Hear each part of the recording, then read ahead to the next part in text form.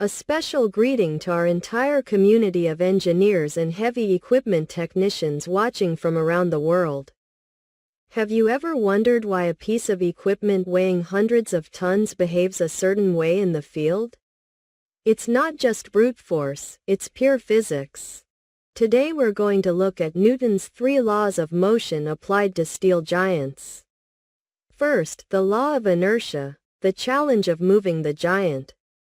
This principle tells us that every body remains at rest or in uniform motion in a straight line unless acted upon by an external force.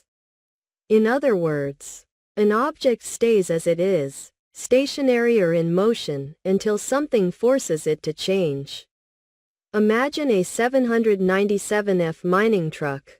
At rest, loaded with 400 tons on a ramp. Its inertia is massive. To break that state of rest, the engine must generate a brutal amount of torque. It's not simply accelerating, it's overcoming the natural resistance of the mass to motion. In motion, once it reaches 60 kilometers per hour, that same inertia now wants the truck to keep moving. Therefore, the retarder and braking system has to apply an immense opposing force to overcome it. Second, the law of motion, force equals mass times acceleration. This principle tells us that the acceleration of an object is directly proportional to the force acting on it and inversely proportional to its mass. In other words, the force needed to move something depends on how heavy it is and how fast we want it to accelerate. Let's consider a 24M motor grader. When working on a slope, the engine not only struggles against ground friction but also against gravity. Now, the load factor.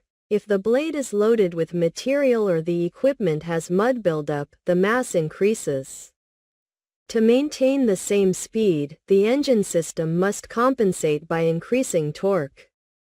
The conclusion is clear: if you reach the engine's maximum power and the mass remains high, the acceleration will inevitably decrease. It's pure mathematics. Third, the law of action and reaction, the key to penetration.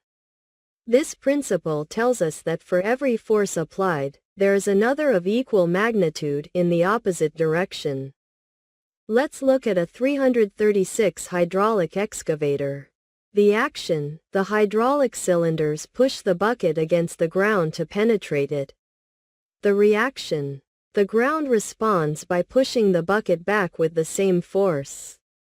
The risk, if the ground is too hard and the machine doesn't have enough weight or stability, that reaction force can lift the back of the excavator instead of allowing the bucket to penetrate. Understanding these laws helps you extend the lifespan of components and operate at peak efficiency. We've reached the end of this video. We hope this content has been very useful for you all. If you're passionate about engineering and heavy equipment technology, share this content with your colleagues. See you in the next video.